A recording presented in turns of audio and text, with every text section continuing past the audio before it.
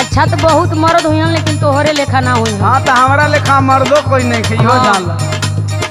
अपना में हरिया के बुझेला न दरद हम के बुझाला बकलो ले बड़ा मरद।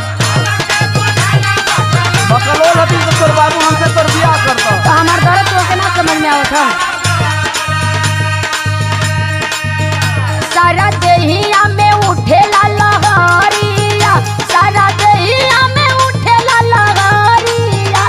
तनी दाब राजा, तनी दाब राजा, तनी दाब राजा टूटले कमाइया।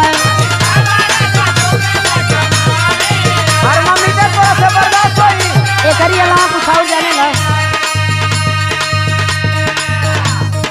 सही सही दुखता की करताली ढोंगावा सुतही के बेरी कवनु